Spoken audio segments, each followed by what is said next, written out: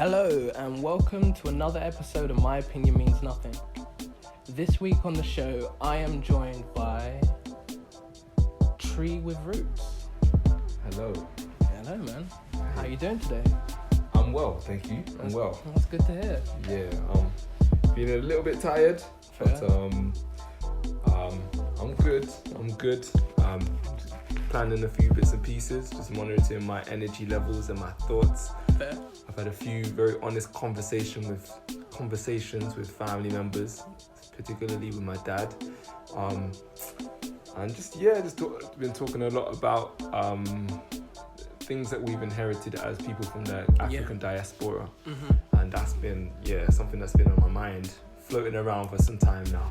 I mean, it's floated around in my mind, but then when I watched the first YouTube video that you sent me, I can't remember what it was called. It was Dr. Joy DeGroy's yeah. explanation. And the 5-minute one, I Yes. got maybe 20 minutes into the hour-long one, and it just stopped loading. It just started loading. But it's just like, there's things that I didn't think.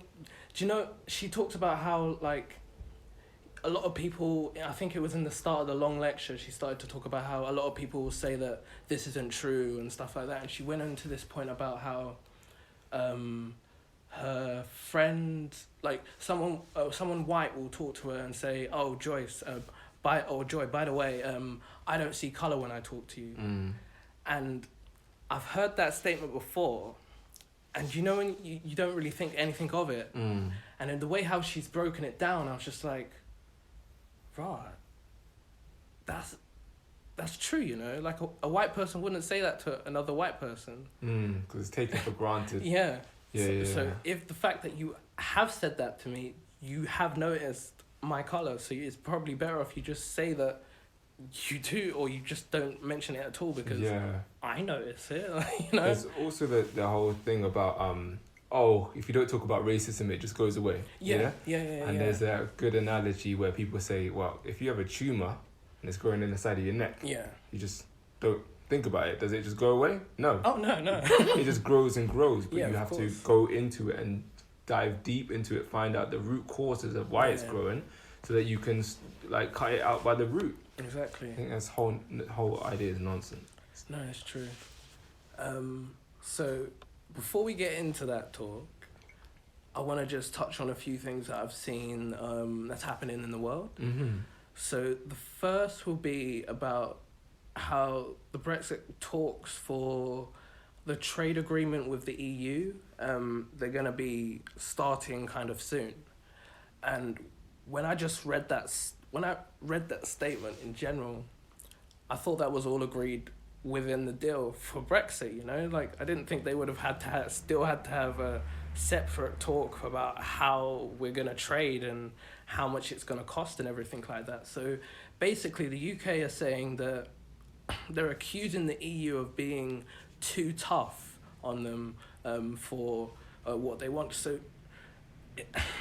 It's because the UK want this free trade agreement. They want to be able to trade with the EU for free, like they had it when they were in the EU.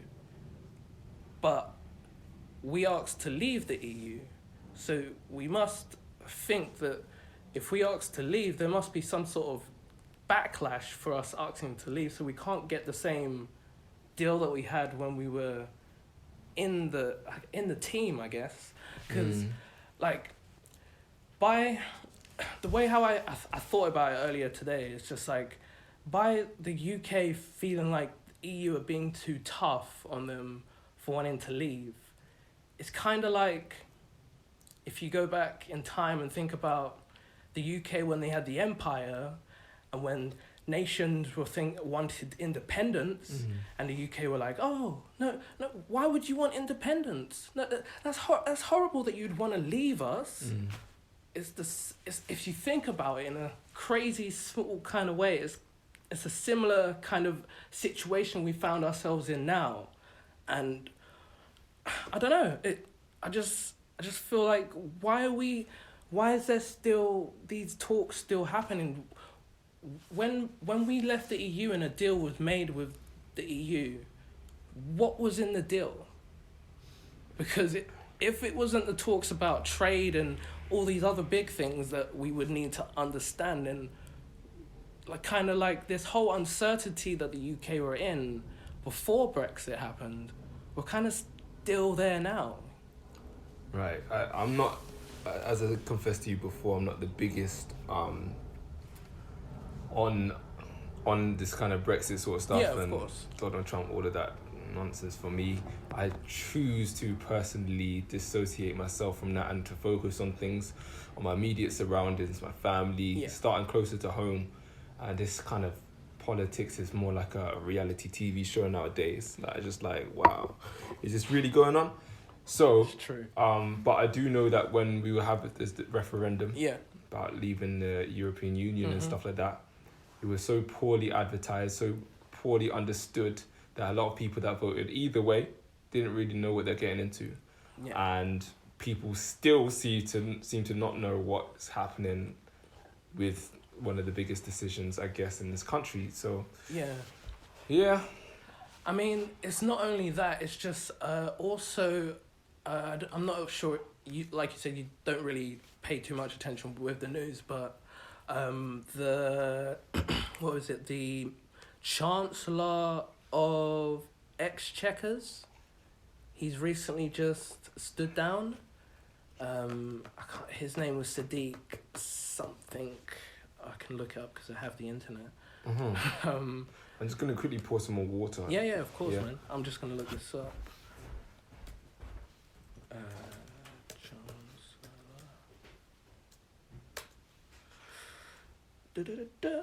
Exchequers, exactly. What is his name?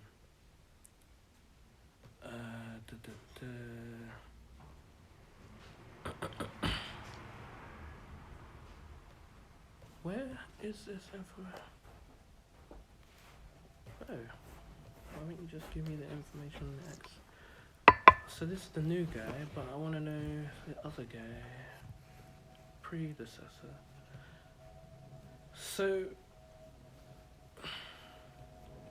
basically, he's just recently stepped down because who has, sir? The Chancellor of Exchequers, which is basically they control the Treasury. Okay. So the Treasury lives basically at number 11 Downing Street, right next door to the Prime Minister. So, and basically they decide on all the finances that we do and that the government want to do in the country. So if they want to spend something somewhere, the Treasury will be the people that will say, no, you can't spend that money, or you need to cut back on that idea of spending that much of money. We don't really have that, you know what I mean? So the previous Chancellor of Exchequers, his name is maybe it'll be here. Oh my days, it's not. I can't find his name here on this. They've updated it. But basically, the Prime Minister came to him and said to him, or not the Prime Minister, the Prime Minister's advisor, something Cummins, came to the previous Chancellor of Exchequers and said, the Prime Minister wants you to find your replace your staff. And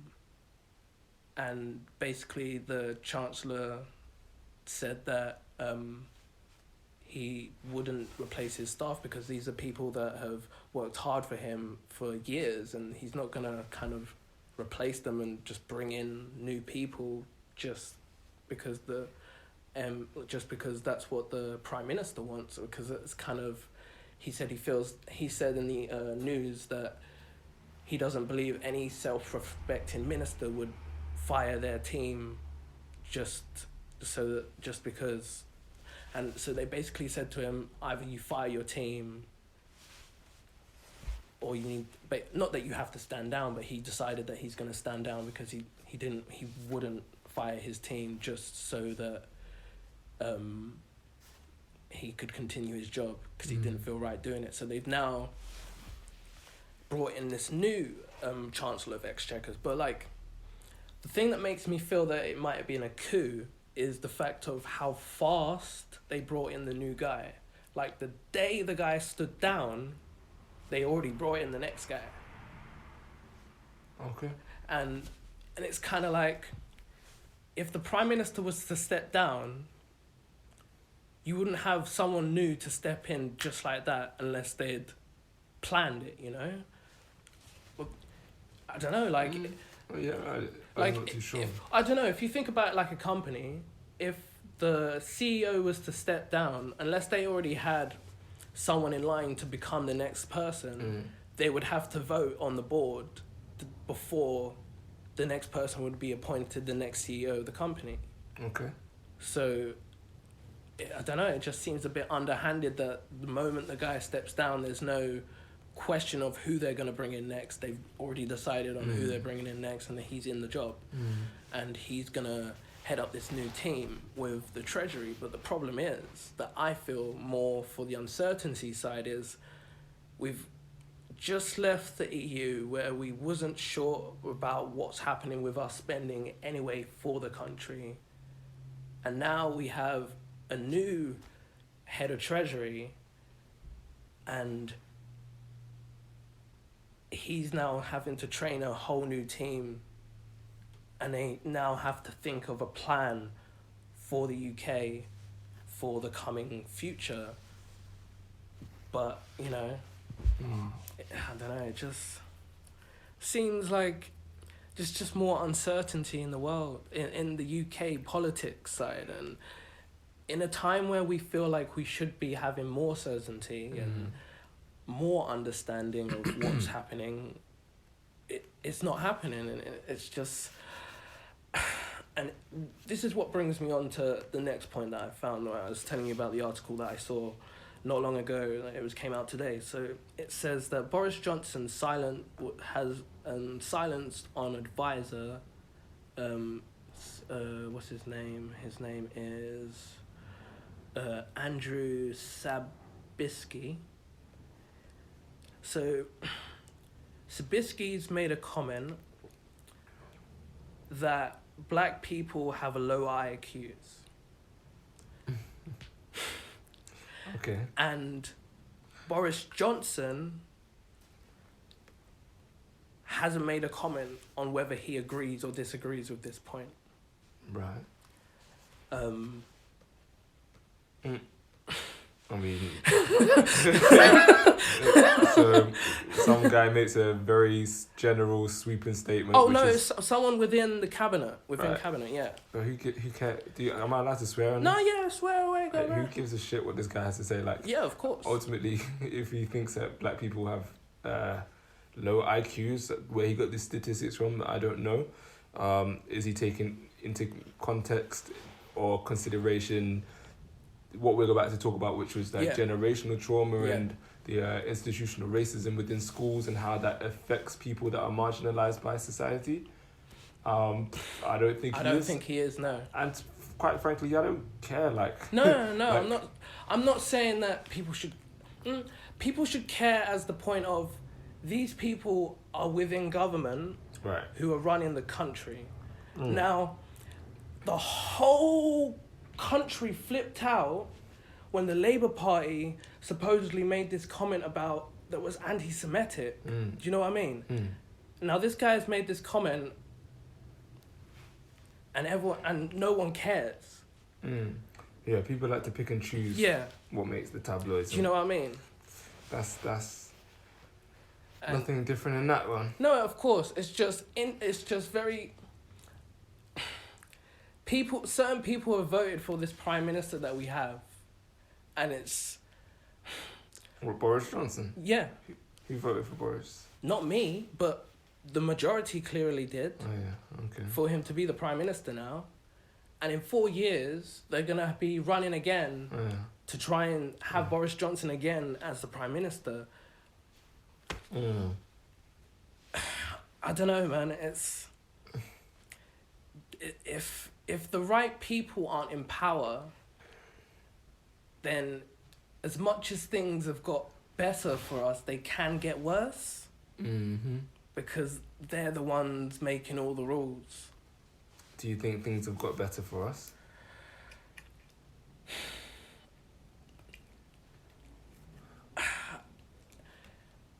Yes and no.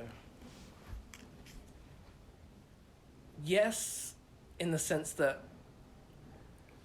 Who's us, by the way?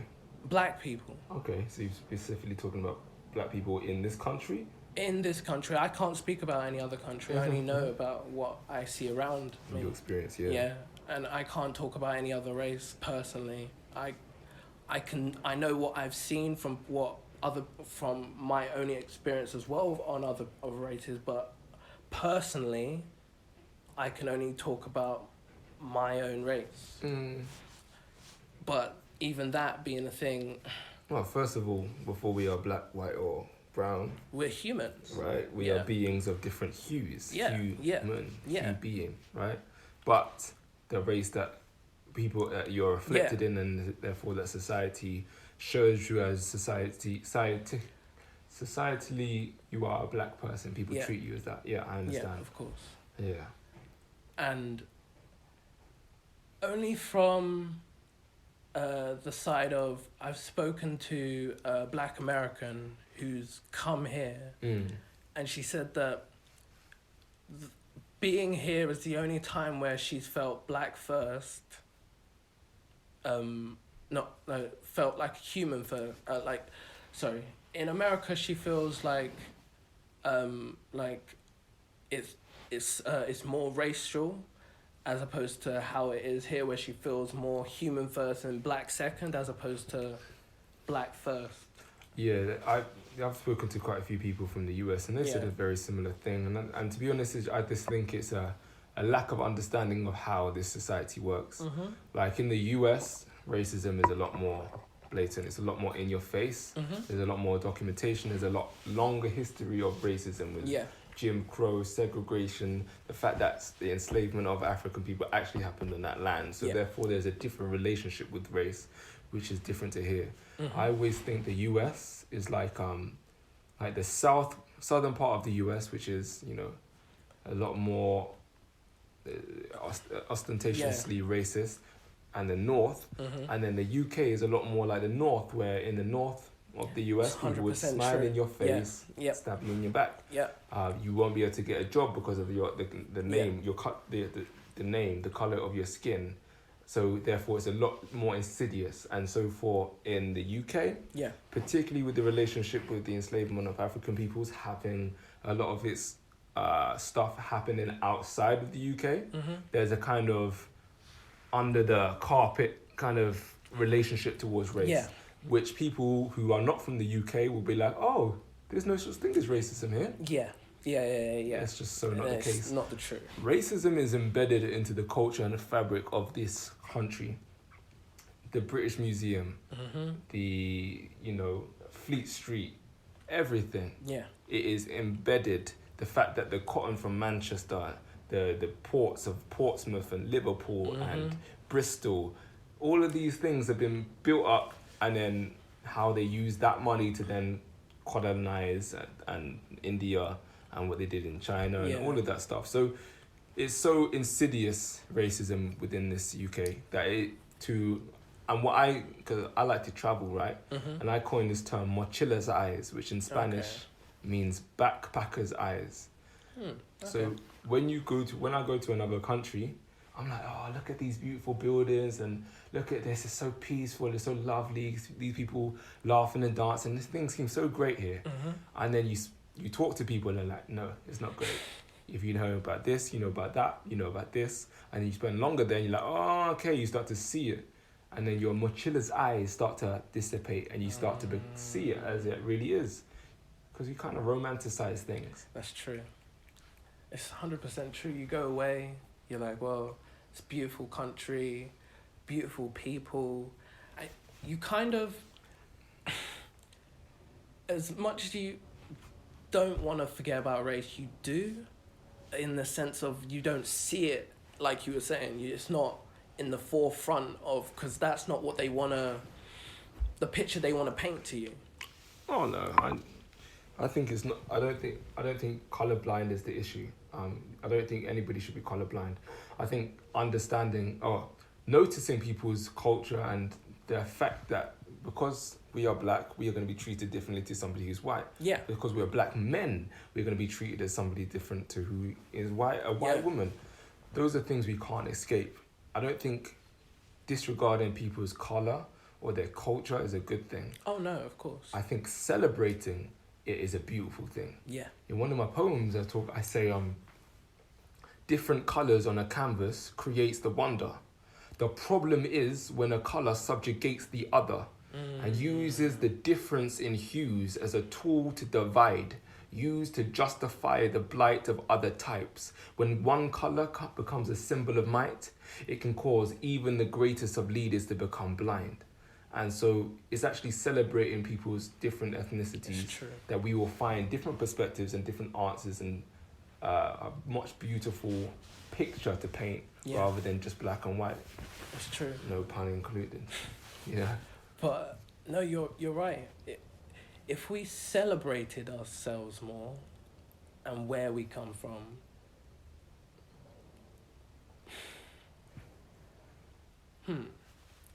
what do you think of this notion that because I've seen it in like, if you don't, do you believe that someone who doesn't date within their race, does that mean that they have less love for their own race?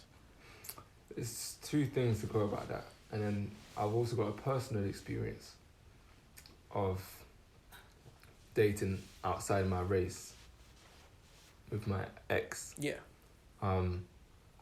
And there's many ways that we can go about it. So like, as black men, as black people, we've been conditioned to see ourselves as inferior through the advertisement, through the school systems that don't teach us about our culture, but they teach us everything in Britain is great. Everything that black people do is, terrible. The only time we learn about ourselves in history classes is slavery, civil rights. When we look on the media, you see this African child with a fly on his neck and talk about poverty and famine and all of this stuff. So we have been conditioned to view ourselves and black women as ugly, inferior, and everything white is the opposite. Look in the dictionary what white means and what black means. Yeah, I know. What light means and what dark means. So there is the condition that we as black people have had where we seek a lot of validation from people outside of our races. I remember the book Slay in Your Lane.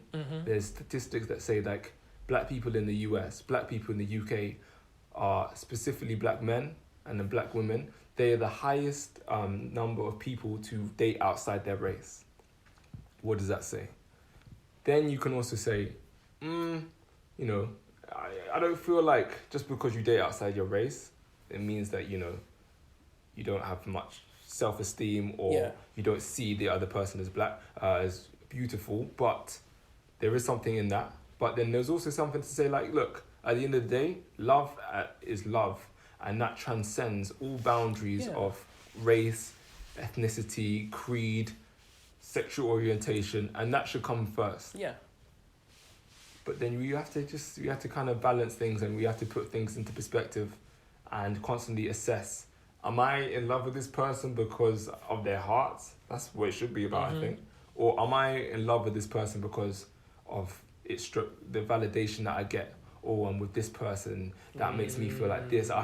And a lot of people, that's going to take a lot of work, a lot of digging. A lot of people will be like, I just like this person because this, that, and the other. But yeah, it's a difficult question. It's true. Something that needs to be unpicked over like many years. Yes.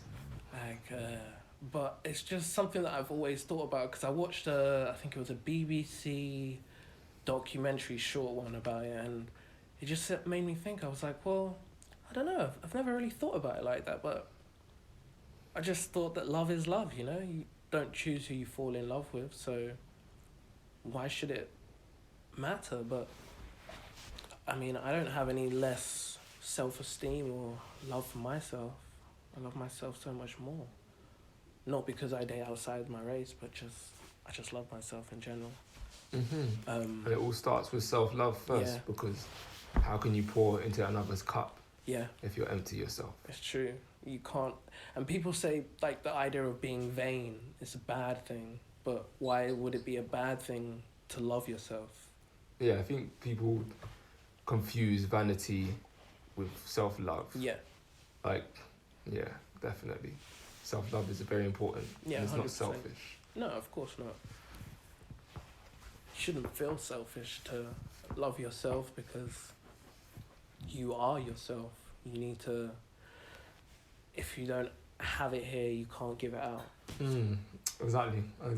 And again, dipping into what we talk about, generational trauma, and how, what's your heritage? My grandparents are Jamaican. Okay, so same, likewise. 3 of my grandparents are from Jamaica. Okay. My granddad, on my mum's side, mum's dad, was Bayesian. Oh, nice. Yeah, and so there's a lot of the effects of enslavement of our people has had to do with our self-image, our self-esteem, self-love, trust within our community, communication, and those are things that have really been severed. Things that we as a community need to heal. You mean like stuff like how I feel like, I don't know, black people are the most offensive to other black people?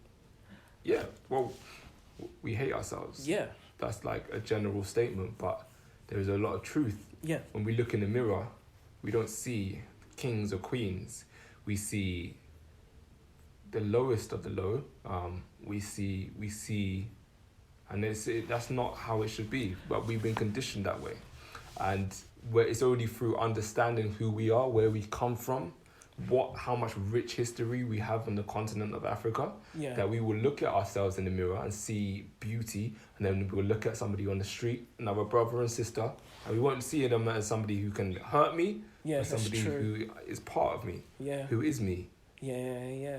So how do you think that we could kind of combat something like this? Is it because I was having a conversation with my brother the other day about, he said he feels like the notion of Black History Month, do you think that we still need it anymore? Because well, first of all, we have to understand that Black history is world history. Yeah. So confining Black history to 1 month is quite nonsensical. It's ambiguous, yeah. Yeah, because when you look, there's Black history in China, there's Black history in South America, there's Black history in the Aborigines, is Black history. Like, you know, it's happening every single day. Right. The biggest number of African or Black people outside of Nigeria is in India. 400,000 people, the Darwinian Indians. Oh, wow. So Black history is sprinkled everywhere. And no, I don't think Black History Month covers the amount of time that we need to talk about Black history, because before there is European history, there was African history. Yeah. Right? And we need to go back to Saturday schools. We need to start developing more communal events which are celebrating our culture. That's true. And I do think through history, through pride of ourselves and understanding of our togetherness, thank you, that we will transcend the society's conditioning. I kind of feel like the idea of Black History Month is kind of like Mother's Day or Father's Day, or like, it's just like, it makes you feel like, because now it's November or October, now we must celebrate Black history, but every other month of the year we don't celebrate it. Do you know what I mean? And it's kind of like you're kind of pigeonholed into this month of, okay, right, cool, so now it's Black History Month, we will show all these Black History Month type documentaries or shows that we've cultured just for this month. Like, why can't you just sprinkle them randomly all over the year, you know? That's it, what? And why can't it be on BBC One instead of BBC 4? Like, I don't know. Like there was one great documentary that was on over Black History Month, and maybe last year. My mom's like, "Oh, you need to check out." She was like, "But it's on channel BBC 4," and I was like, "BBC 4? Who watches BBC 4?" So this would, if my mom didn't tell me about it and I didn't look on the TV guide or anything, how would I have, like, known this to be even out there for me to get access to? And it's like you're saying, if we had more community gatherings where we just, I don't know, celebrated ourselves and talked. Just talk, yeah, you know? and also listening. Yeah, listening, yeah. Like, a lot of people talk a lot. Yeah. And a lot of people don't listen. Yeah. And I see it in my family. And again, linking back to generational trauma, one of the biggest effects of having our masculinity stripped from our men, our femininity exoticized by our women, the amount of abuse that's been through, the amount of disrespect that's happened on our bodies, is that we then internalize that and we start dishing that out to our children. So Caribbean household, it is the child should be seen, not heard. Yeah. And you see that in many different communities, definitely. Yeah. But a lot of the legacy of the enslavement of African people is that we internalize that, and we don't listen. Yeah. We don't listen to each other, and you are beneath me. I am your parent. You're my child, and you can't teach me anything. You can't talk to me about anything. Oh my days. That's something that's rife within the community. It's true. But linking back to what you're saying about Black History Month, and I'm being facetious in it, yeah.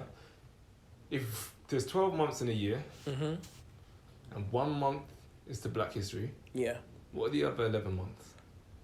I guess one. like you're literally saying, okay, this is your time to celebrate. Now we're celebrating for the rest of the year our history, which is dominated already through the youth, through the educational system, through advertisement, through everything. Let alone when we get to Black History Month and we're repeating the same old stories of Martin Luther King. We don't even learn about Malcolm X. Martin Luther King, civil rights, Rosa Parks, Bob Marley, maybe one little festival and dumpling for the International Food Day or something like that. It's ridiculous. It's true. Where are our true stories? Why don't we learn about Harriet Tubman? Why don't we learn about Santiwa? Why don't we learn about Tahoko or Mansa Musa? All of these great kings and queens, Nanny and the Maroons. If they really wanted to teach Black history, that's why I never really pay much attention. No, of course. When it comes, cool, it's a time to celebrate and really celebrate what we've gone through, because we've been through so much and we are still here laughing and joking. Yeah. But they say that the Black community is the most forgiving community. Okay. Would you, if that is a statistic, would that be involved in generational trauma? Being forgiven, that's interesting. I don't know if we forgive ourselves. It took me a while to forgive my mum for some of the things that I felt I lacked from her. But forgiveness is a big thing to healing. And if we were so forgiving, I don't know where that statistic came from. But if we were so forgiving, then I think we would be in a lot better a place, because I think a lot of healing comes from forgiveness and comes from understanding our situations and our parents, and forgiving them from those effects that now we are carrying to heal. So I don't know where forgiveness comes from, if we are the most forgiving. Maybe in religion? Boy, that's another subject. I don't know if that is really the answer. But yeah, that's a whole other conversation, isn't it? Because from this article, that's the basic gist of it, to do with religion. So they're saying that black people are the most forgiving because they're religious? Because there's many people that are religious. Many different types of people.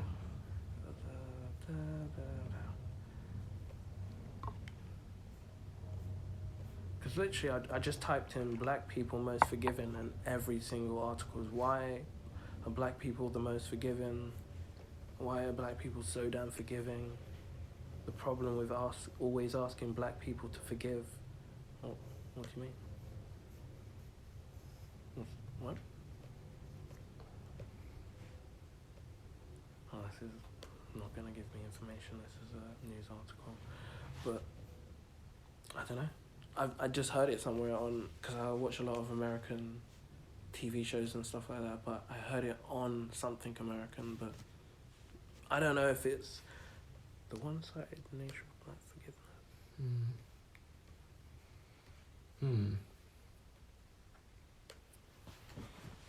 But I'm not sure. Sorry, what's the question? I'm not sure if there was a question. It was just a statement of right about black people being forgiven, and if that connected to some sort of generational trauma. Right. I would not know where to go with that one. No, it's all right. Yeah. I don't know if black people are the most forgiving. I've never heard that before, and I don't know. I wouldn't think so. My mum's not forgiving. Out of all the stereotypes for black people, I've never heard like black people are so forgiving, you know? Yeah. I mean, if anything, white people are very afraid of black people. Yeah. And okay, so I don't know if this connects to generational trauma, but I feel like white people always tiptoe over the fact that we're black. Tiptoe around the fact that we're black. In the sense of, I was in this situation where I just thought it was just a statement in general. So I was sat in a car and there was this girl talking about a story, and then she said, and there was this black guy there, and she looked at me and said, "Hope that didn't offend you, Kory." And I was like, no. Why would it offend me? You're talking about a black person in your story, continue, you know? And I don't know, I thought it was weird, and it's not the first time that has happened. It's just, like, the whole idea of, I don't know, sometimes calling someone black, they're not sure, some white people might be unsure about if that's an okay statement to use. Maybe it's this whole idea of this hypersensitivity that we have in this generation nowadays, and everyone's so on edge of saying the right thing to anyone there. But I don't know. Yeah, we're very PC in this society, very polite, and like to covers things under so much more, especially in the UK where everyone seems to be these polite people. Yeah, there's a book called White Fragility that talks about the fragility of white people, I guess, and how whiteness has been such an identity that's been so solid for the last 200-300 years at the rise of the empire, and now that's coming to an end. Yeah. How that identity is now being like, oh, what am I anymore? That's an interesting. Yeah, that is very interesting. But in terms of when white people say, oh, this black, oh snap, because one I'd asked, would they be so tentative if there wasn't a black person in the room? No, probably not. Right. So then there's a case of, they don't want to appear as being offensive. Yeah. And that's different to being, I don't want to be offensive. Yeah. And that's something I find interesting. Yeah. Like, why is it now that I'm in the room, you find the elephant in the room? Yeah. That's something I would look into. Exactly. That's what I mean. in terms of white people feeling uncomfortable saying, oh, this person's black, I don't know, like... I don't know, like... what was her name? Joy DeGruy. Mm-hmm. She made Dr. Joy DeGruy. Dr. Joy DeGruy, yeah. Yes, yeah, the black psychologist who wrote Post-Traumatic Slave Syndrome. Her, like, what her degrees are just mad when they listed it off. Mm-hmm. I was like, wow. She's amazing. Yeah. But I'm trying to get to this point on the video so I can find what it was. Like, she was talking about adapted behaviours. Adapted behaviours, yeah. Like assimilation or what? What do you mean by it?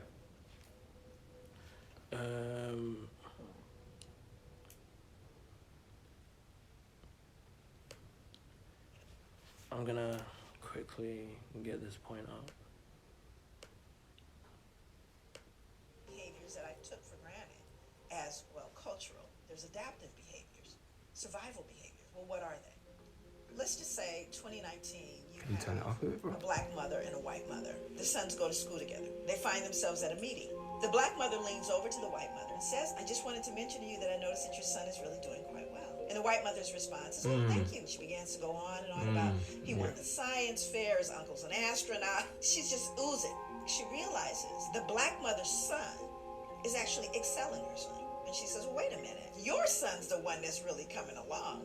And the black mother responds, oh my God, he's a handful, but oh, he just works my nerves. Yeah. Now, when I'm working with African-American people, this. It doesn't matter what the audience is. It doesn't matter what class. If I were to ask, is she very proud while she's saying those denigrating things? And everybody laughs and goes, of course. There's a secret. Because everybody black knows that even though the black mother is going, oh my God, she's really proud. So now let's roll that scene back 300 years. And let's say this black mother is working in the fields, and a white slave owner comes through and says, wow, that boy is really coming along. What is she gonna say? No, he's not. He's stupid. He's shiftless. He can't work, because I don't want you to sell him. So I denigrate them to protect them. That is called appropriate adaptation. Damn. When living in a hostile environment. The little white... Do you know what I mean? Getting tingles with it. Yeah. You know what I mean? Yeah. But it's just like, when I heard that, I was just like, rah, that's like growing up. And you're thinking, why am I hearing this? And if you think about it in the how she's explained it from all the way back, it makes sense. Mm-hmm. And it's so generationally ingrained in us that we don't even realize that we're doing these things. Right. Because, you know, not only is it ingrained into our DNA, like the abuse and years of pain and suffering, that then manifests in many cancerous ways, from diseases to just learned behaviors. This is a clear example of how generational trauma affects us today. Yeah. So, like, yes, why is it that my mom finds it hard to say nice things about me, to me, or to other people? There is so many learned behaviors that we did 300 years ago that we are still carrying out to today. Yeah. And so when people are like, oh, but it's slavery, you know, it happened so many years ago. What are you complaining about? You're free now. There is so much trauma. Yeah. Like, for instance, people that were in the Holocaust, people that were in genocides, any traumatic event, even, right, if I was in a car crash and I hit my head and I saw a lot of blood, that's going to be a traumatic event. Exactly. Everybody knows after a traumatic event, you need healing. You need some way of release, whether it's counseling, whether it's through whatever. The enslavement of African people, in which people have been removed from their homes, from their families, from their language, from their cultures, stripped and abused of their humanity for 300, 400 years. And then after that, they're free and they're still suffering. What you think, all of that trauma is just going to go away with the whistle of the wind. And people want to tell me that slavery still doesn't exist or well, it does, but I'm not going to go into that. But like the effects of slavery shouldn't affect us. That's why people are killing each other off. Our brothers and sisters are killing each other off. Why we are getting involved in gangs. Why we are denigrating ourselves, call each other bitch and hoes and all of this other stuff I hate. And it's just another example of how we are like passing on the trauma, and that we need to heal, and other reasons why we need to heal. Yeah, and it's like you said, I can only explain from personal experience of something that I've been through, like the death of my father. I haven't fully dealt with that, and now I'm kind of getting to a point where I can feel comfortable, where I can kind of deal with it, is where I'm seeing more successes in my personal life. If I can't face my demons, I can't go further in life. And it's the same with, it's not facing your demons, but it's kind of like, if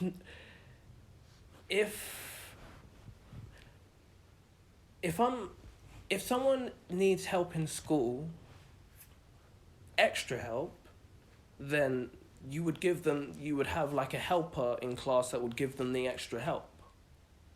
So why, since we were freed, and they were like, well, you're free now, go on.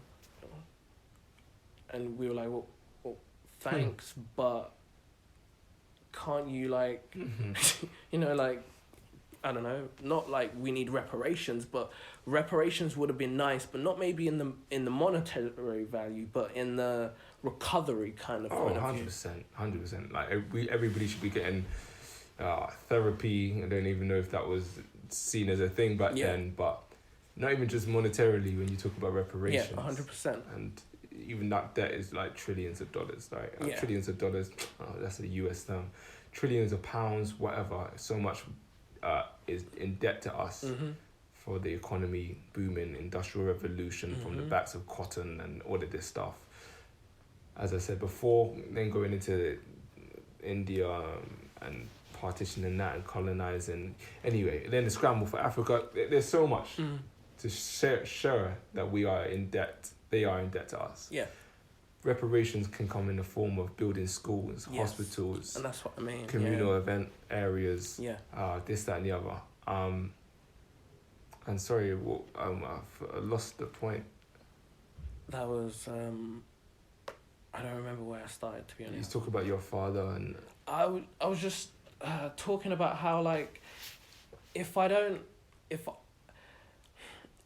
feel like there's parts of me that I use kind of poetry and talking to people as my therapy. And as much as that's helpful to me, I feel like if I maybe spoke to someone like a counselor or therapist, only because they're someone who's outside of my own personal circle and they can give an outside opinion and thoughts on what I have, what's going on, as opposed to someone that's so close to me, and although they might tell me something that's opposite to what I believe, it's still something that's kind of pandering to me because they know me. Yeah.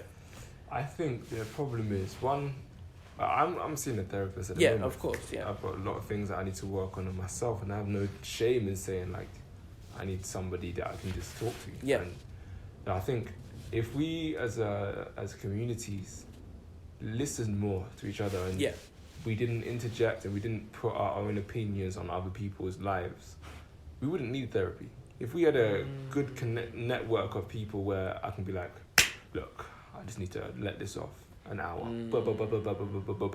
Cry. Hug. Cry some more. Hug. Okay, I feel a lot better now. If we had that on a regular basis, we wouldn't need therapy, I don't think. True. But then there is also other therapeutic ways that we can release our stress and our feelings and our whatever. Spending time in nature. Yeah. Whether it's working in a garden, going for a walk, hugging a tree, you know? Whether it is dancing, whether it is writing. It doesn't even have to be creatively, but it could just be writing in a journal. For like the most time, before I started writing as a poet, For 5-6 years, I was just writing in my journal. When I was in drama school, I had a terrible day. I found it very hard to speak about my emotions, so I wrote it down. You know, that was therapy for me. You said that, you know, you write, you say that you talk. Talking, having these conversations, having the hard conversations with family members. As I said before at the beginning of the podcast, that I've had some honest conversations with my dad when I'm talking to him as a man to man, not as a boy anymore, but letting him know, like, you know, certain ways, values that you have, like you feel like I'm not, that you don't respect necessarily. I felt like he doesn't respect my opinions or see me as somebody worthy of listening to in a way that he really deeps. I had to have those conversations with him, you know, and there were a lot of maybe frustration and stuff like that, but those are things that need to come out. Yeah, of course. Otherwise they're just going to get trapped. And what happens when emotions get trapped over time? They just come out in a big burst. Yeah, they come out in a big burst, exploding, hurting the people that you love the most, or they store up and become diseases. Yeah. You know? I think there's a lot of science that proves the relationship to diseases and emotional trauma and just like building up or emotional stress. Yeah. Stress. No, I 100% agree. Because there was times when it did happen, there was times when I keep things into myself,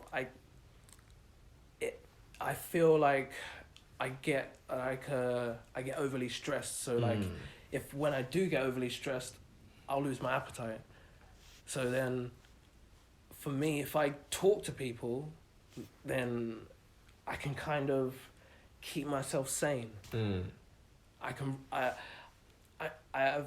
got to this point where I need to let people in, because if I don't let people in, it's gonna make myself feel worse, and I need to keep the balance of happiness, you know? Well, yeah, and also happiness is just one state of being, right? Yeah. And we have to allow ourselves to experience all. Oh, yeah, of course. One thing for me, you talk about letting people in, definitely that's something that I'm working on this year, is being able to show up for myself, but also when I'm not feeling happy or not feeling sociable, to be able to still speak to my friends and family members. Yeah, exactly. Because otherwise what happens is we only show up when we're happy, and then we're good when we're not feeling good. Yeah, we're back into ourselves, and that has crippled some of my friendships and my relationships in my past, and that's something that I need to work on as well. 100%. Yeah, I hear what you're saying with that, bro.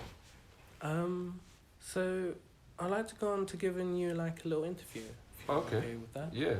So my first question would be tree with roots. Trees with roots. Trees with roots, yes. Sorry. Where did the name come from? Right, so I'm a big fan of Marcus Garvey. Okay. I'm very big in learning about my history. As I search for my identity during school as a second generation Caribbean person living in the UK, brought up in this educational system, like a lot of us, we have a lot of self-esteem issues. We don't know where we come from. We exist in between this plane of being Caribbean and being British. So it's like, where am I? And we go to school and all we learn is about the Tudors, Shakespeare, and we develop this thing called an inferiority complex. And part of my combating that was learning about my history, learning about where I come from, Africa, before we were taken in as enslaved people. People say slaves. I prefer the term enslaved people, because we were not slaves. We were people that had lives, had cultures before we were enslaved and then taken away. So Marcus Garvey says, a people without knowledge of their own history or culture is like a tree without roots.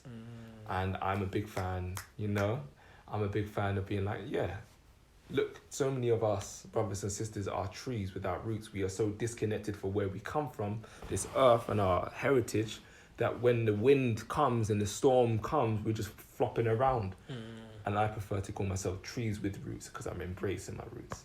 That's where the name comes from. That's beautiful, that is. And you are a poet, you're a writer, and you're a painter. So what is your first love? That's a beautiful question. First love, I guess performing. And I would say performing, but role playing. Okay. I used to love writing as well. I used to write so much. So probably writing first, and I used to draw a lot. And I used to spend a lot of time playing with my Lego figurines and stuff like that, role playing. And then when I went to my childminder's house, we did a lot of role playing, and I just found it so cathartic to be able to just be whoever I wanted to be. And I felt most myself when I role played. A lot of the time, I found it very hard to be myself around people, whether it's through, I feel like there was a lot of judgment within my family, a lot of lack of understanding, and so therefore I found myself being very caged in the box. I can't speak my mind, I can't do this, I can't act like this because I'll get shouted at, so what can I be? I'll just be this.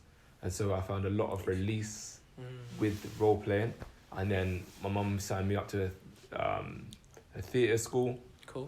Where I did a lot of Lyric Hammersmith. Oh yeah, I've heard of Hammersmith Lyric Theatre, yeah. That was my first time I was like, oh, this is what people do. They have a script and they just play around, and this is so fun. And then I wanted to be an actor for a long while. I went to drama school up in Manchester. Nice. And then I decided that the industry is not something that I really love. And so I decided to go traveling, and then through traveling I rediscovered my love for writing and being an artist in general. Oh, that's beautiful. Yeah. Great way around. Funnily enough, I'm an actor as well. Okay, cool. I studied close to Manchester, already not far from Liverpool. And yeah, I completely understand the whole journey of what you said. The industry, it's a funny one. I prefer to create my own stuff, so that's what I'm going to do. Create or be around people who's working. Who are working, yeah. And who inspire. Yeah, exactly. And I found a lot of the stories that in the industry are not necessarily the ones that I want to be a part of. Yeah, and funnily enough, speaking of generational trauma, I'm going to be in a play that's, when is it going to be done? On the 28th of March. Start rehearsals, I think, tomorrow. Okay. And it's basically about kind of the conversation that kind of elderly people, people from the elder generation don't have with people of the younger generation. So like people of the younger generation feel like they're going through something that people of the elder generation can't relate to them on, because it's not the same of what they were going, what they went through back in the day. But if you really deep it, what the elder generation went through to do with crime and stuff like that back in the day is not much dissimilar to what is happening right now with knife crime. So it's mainly about the elder generation having the conversation with the younger generation so that they can understand that it's just, the only difference is we talk about it now and you just didn't talk about it back then. I think it takes two to tango. I think it's easy to say it's this person needs to be doing that and that person needs to be doing that. I think young people need to have more respect and understand and give more of an ear and just respect for the elders. But it's like and elders need to do the same for the younger generation. But it's like you're saying about listening. If no one's listening to each other, two people can be talking but nothing's really getting settled. 100%. There's a big gap between the generations. And as you said, what the elders went through with the racism, the violence and stuff like that, if we had a big connection and a bridge between the two and what they would do, what we had the elders before, that's not so much a thing anymore. If we had that, then we would be guiding each other and half of us wouldn't be as lost as we are today, and I believe. That's what the company that is doing the play, they're called Bridge the Gap. The Gap. They do a lot of work with young people and try and have elderly people. They work a lot with performers and poets and try and bridge that gap between. Right. But yeah, so what kind of things do you draw? Can I just pause this and go to the yes, you can. Do real quick, yeah. 1 second. So, what kind of things do you draw? What kind of things do I draw? Good question. Or create, because you could be a sculptor as well. So you talk about visually? visually, because you said you worked with Lego, and you said you paint, so it made me think that maybe you not only paint, but you kind of maybe sculpture things or create things. You know, you just gave me an inspiration to start doing stuff with Lego. Oh, that'd be dope. That'd be cool. I used to love that. Oh man, kind of things I draw. I'm very much into portraits. Okay. And it's human emotion and light and what Caravaggio called chiaroscuro, which is the balance of light and dark. Who is the Caravaggio? Caravaggio. Yeah, he was like when I was in art in A levels, he studied we studied this guy called Caravaggio. Okay. He was in like the 17th century, this artist. He was quite notorious, if I remember correctly. By the age of 31, he got like exiled from Italy or something like that. Great. He was on the run from the Pope or something because he was just a bad man, you know what I mean? Yeah. And so he had this technique which he used to do a lot of like balancing like contrast of light and dark. So using shadow to kind of create emotions and shapes. And it's something I really loved and connected with. And something I really love to do now. Oh, that's cool. So in my paintings, I like to draw people laughing or in their states of emotion and using colours to kind of express that. Oh, that's nice. Love to see some of that. Yeah. And what do you do if you were to hit, say, writer's block? What would I do? And what would you do to overcome it? Knowing that that's all part of the process, isn't it? And knowing that if there's a reason that I'm feeling blocked, what is the reason? Are there things that I'm not releasing? Because this is like a sink. If I'm not releasing things, I'm not cleaning out that sink, it's going to get blocked up. So, okay, cool. What kind of things do I need to do? I need to have some conversations with myself. What's going on in my brain? What sort of things am I hiding from myself? What sort of things are going on in my life? Because sometimes there's other things that are taking me away from that creative mode. And just being like, okay, accepting that and using that as an opportunity to reflect, to work on other things. There's always something to do. Yeah. So I don't feel always like frustrated, like why am I not creating? Because it's all part of the process. You have your ups and your downs. That's true. Your ebbs and your flows. Ebbs and your flows, yeah.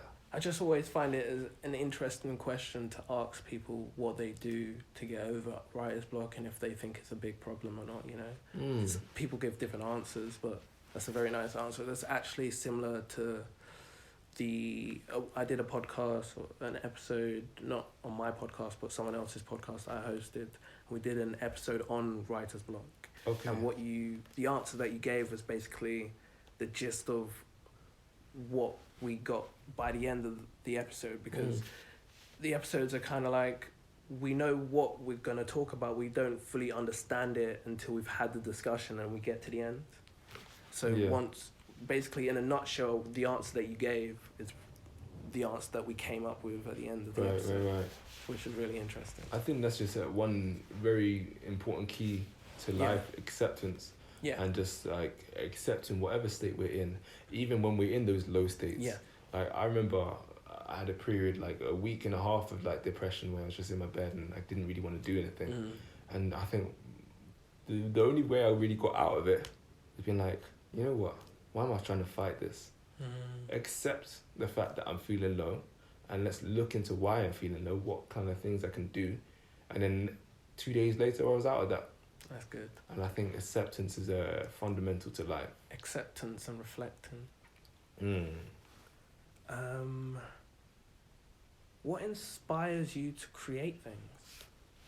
Oh, so many things. Depends. If I travel, I get a lot of inspiration. Like I like to go backpacking around. I came back from LA. Where I was there for a month. And then before that, I was in South America for 6 months. Cool. And there's always inspiration through conversation, through, like in Colombia, there's such beautiful artwork in places like Bogota, Medellin. So for other people's artwork, especially, there's some people that when you go to poetry nights, it's a line or a concept that comes when you're listening. Through music, I get inspired by just having a house to myself where I can just sing and dance. conversating with other people, art,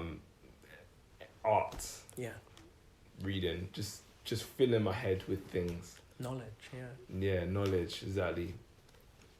Yeah, that's cool. To me, you seem like a very cultured person that experiences a lot, but you're not the type of person to go somewhere and just enjoy it for the backpack experience of it. You'll take in the culture. You're like a sponge, absorb it. Yeah. What else is there? Where would you like to take your art? Where would I like to take my art?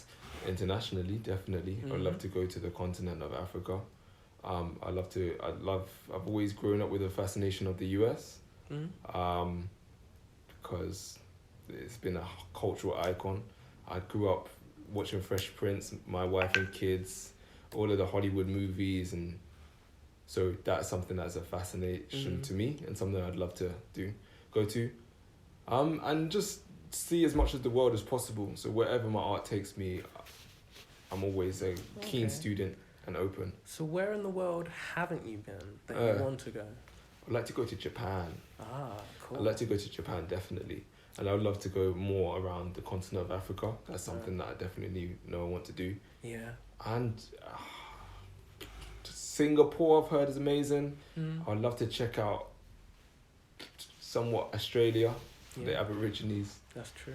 I would love to go so many places. The world is our oyster. It is our oyster. Friend. That's true. It's also our stage. Yeah.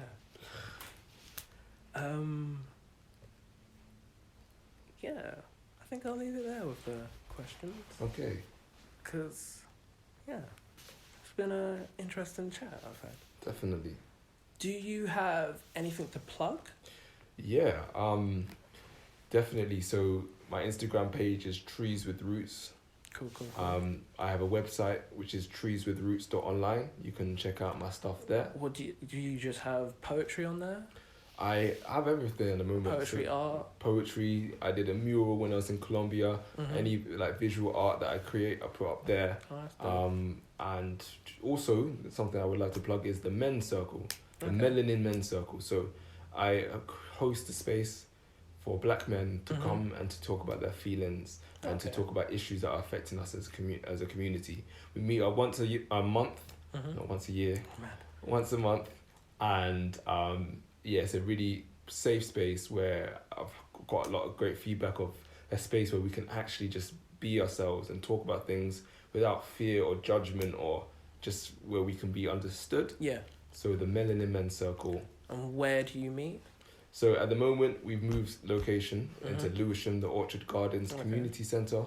If you follow me on Trees with Roots on Instagram or get in contact with me, I can let you know even more. I'll put it all in the description on the episode notes and everything like that. And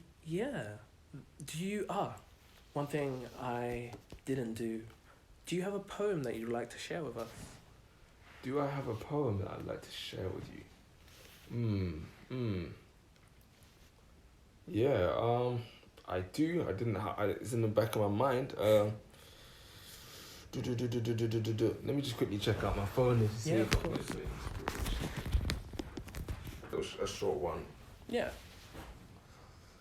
This is called No Place Like My ma used to tell me, learn to build a home inside yourself so no matter where you go, you always feel at home. Ma, I love you beyond words can express. The love and guidance you planted as seeds in my chest forms now into a tree, which I retreat to when I need shade.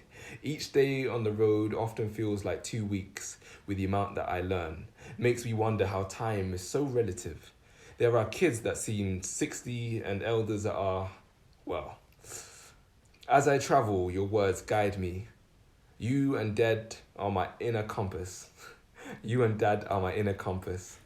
Whenever I feel overwhelmed, I breathe deep into my inner peace. So no matter where I go, I know that I can always find a home inside myself because there's no place like I like that. Thanks. Thank you very much. And yeah, so we'll call that the end of the show. So Brilliant. thank you very much, everybody at home, for listening. I hope you've enjoyed the show. If you haven't, more for you for sat at home for 1 hour and 10 minutes. You're a numpty, because you wanted to listen to us to the end. And yeah, I don't know what to end it with. I don't have any pine words. I always say peace, love, and abundance.